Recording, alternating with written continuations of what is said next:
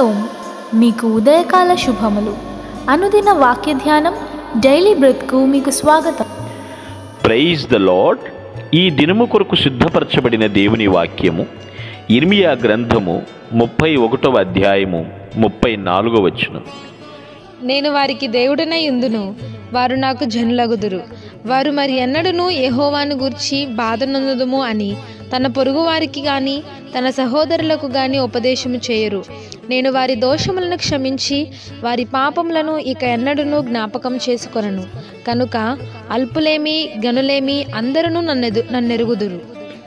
And they shall teach no more every man his neighbor and every man his brother, saying, Know the Lord, for they shall all know me, for the least of them unto the greatest of them, saith the Lord. For I will forgive their iniquity, and I will remember their sin no more. ప్రభునందు పిల్లరా, ముందుగా మీకు హృదయపూర్వక వందనములు తెలియజేస్తూ ఉన్నాను. కన్నీటి ప్రవక్తగా పేరుగాంచబడినటువంటి ఇర్మియా ద్వారా దేవుడు ఇప్పుడు మనతో కూడా మాట్లాడుతూ ఉన్నాడు. ఒక క్రొత్త నిబంధన తన ప్రజలతో చేస్తున్నాడు. దానిలో చాలా శ్రేష్టమైనటువంటి దీవెనలు ఒక రెండు ఇక్కడ మనకి కనబడుతూ ఉన్నాయి. ఏమిటంటే, మనుష్యుల పాపాలకు శాశ్వతమైనటువంటి క్షమాపణ ఇవ్వడం, దేవుణ్ణి వ్యక్తిగతంగా తెలుసుకోగలగడం. ఈ రెండు విషయాలు దీవెనలుగా కనబడుతూ ఉన్నాయి పిల్లల. మరి క్షమాపణ ఇచ్చేవాడు, అంతేకాదు మనల్ని సంపూర్ణంగా ఎరిగి మన కొరకు దీవించగలిగిన వాడు ఒక్కడే కదా, దేవుడు మాత్రమే. ఇవి ఎలా చేస్తాడు? క్షమాపణ, దీవెన కేవలము తన కృప చొప్పున ఉచితంగా మనకు అనుగ్రహిస్తాడు. ఇదే ఒక నిబంధనగా చేస్తున్నాడు. నేను ఎందుకు ఇంత గట్టిగా చెప్తున్నాను అంటే, క్షమాపణ లేకుండా ఏ దీవెన కూడా మనకి అనుగ్రహించబడదు. ఎందుకంటే క్షమాపణ దీవెనలన్నిటికీ పునాది. గుర్తించాలి ఈ విషయాన్ని. రాబోయే కాలంలో జాతి అంతటికీ విముక్తి కలుగుతుందనేటువంటి తెలిపేటువంటి మాట ఇక్కడ మనం ఈ 34వ వచనంలో చదువుకున్నాం. ఇంకెప్పటికీ కూడా వారు వేరే మాట మాట్లాడరు. చూడండి ఎంత హామీ ఇస్తున్నాడు. నేను వారికి దేవుడినై యుందును, వారు నాకు జనులగుదురు. ఈ మాటలో ఎంత సంతృప్తి కనపడుతుందో చూడండి. ప్రభు మన ప్రక్క నుండి, నేను నీ దేవుడను, నీవు నా కుమారుడవు, నా కుమార్తెవు అంటే ఎంత ధన్యత అండి, ఎంత సంతోషం అది. ఇంకెప్పటికీ కూడా పొరుగువారితోనూ సహోదరులతోనూ మళ్ళీ చెప్పాలి, దేవుడు మాకు మళ్ళీ బోధించాలి అనే మాటే మేము పలకమన్నట్లుగా ఇక్కడ రాయబడి ఉంది పిల్లరా. నేను క్షమిస్తాను, దోషములు క్షమించుటకే నేను వచ్చాను. మీ పాపములు ఒప్పుకుంటే అవి ఇంకెన్నడూ జ్ఞాపకం చేసుకోను. సామాన్యులేమి సామంతులేమి అందరూ కూడా నన్ను తెలుసుకుంటారు. మానవునికి సంతృప్తి లేదండి. ఎంత చదివినా ఎంత సంపాదించినా కొందరికి సంతృప్తి ఉండట్లేదు. అది ఎందుకునో వారికే తెలుసు.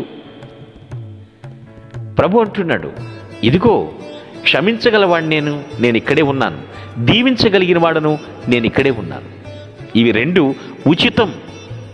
అయితే పొందుకుంటాం నీ చేతుల్లో ఉంది. గ్రహింపు ఉన్నామా? ఆ గ్రహింపు మనలో ఉందా? ఎవరైనా మనల్ని హక్కును చేర్చుకుంటారా?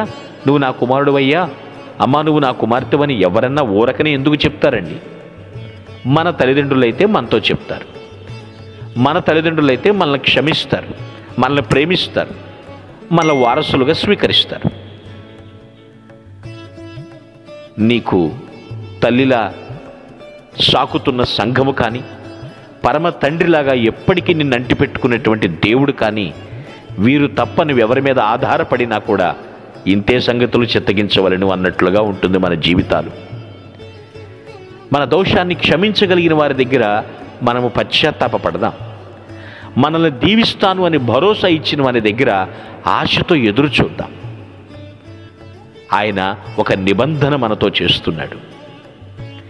మనకే కాదండోయ్, రాబోయే మన తరాలన్నిటికీ కూడా ఈ నిబంధన వర్తిస్తుందన్న సంగతి మర్చిపోవద్దు. దేవుడు మన మేలు కోరి మనతో మాట్లాడుతున్నాడండి. ఎవరు శ్రద్ధ పెట్టి ఏకాగ్రతతో దేవుని వాక్యాన్ని వింటారో, వినిన దాని ప్రకారం వారి జీవితంలో గైకొంటారో వారికి దీవెనలు ప్రాప్తిస్తాయి. దీనిలో ఎటువంటి సందేహం కానీ సంశయం కానీ లేనే లేవండి. కాబట్టి ప్రభువా, నా దోష శిక్ష భరించలేనంత గొప్పది అని భక్తుడు చెప్పినట్లుగా దోషము నుండి విడుదల పొందుదాం. పాప శాపము నుండి విడిపించగలిగిన వాడు నీ ప్రక్కనే ఉన్నాడు. ప్రభువా అని నోరు తెరిచి పిలిస్తే, హృదయపూర్వకంగా ఆయన అర్థిస్తే ఆయన మన తప్పులన్నిటినీ క్షమిస్తాడు. మనకు రావలసినటువంటి దీవెనలన్నిటినీ అనుగ్రహిస్తాడు. వాయిదా వేసేవాడు కాదండి ఆయన. నీవు పిచ్చి వాగుడు కానీ ఉన్నట్లయితే దాన్ని విడిచిపెట్టి వాగ్దానము చేసినటువంటి దేవుణ్ణి వెంబడించు.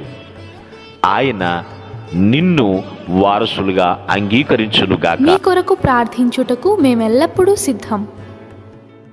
Praise the lord. ప్రభు నామమున మీ అందరికీ వందనములు. ఈ మా సందేశముల ద్వారా మీరు ఆశీర్వదింపబడినట్లయితే మీ తోటి వారికి షేర్ చేసి దేవుని రాజ్య సువార్తలో మీరు కూడా పాలిభాగస్తులు కావాలని ఆశిస్తున్నాం. మొదటిసారిగా ఈ ఛానల్ను చూస్తున్నట్లయితే మా ఛానల్ను సబ్స్క్రైబ్ చేయండి. వీడియోలు నోటిఫికేషన్ రూపంలో పొందుటకు బెల్ బటన్ని ప్రెస్ చేయండి. God bless you.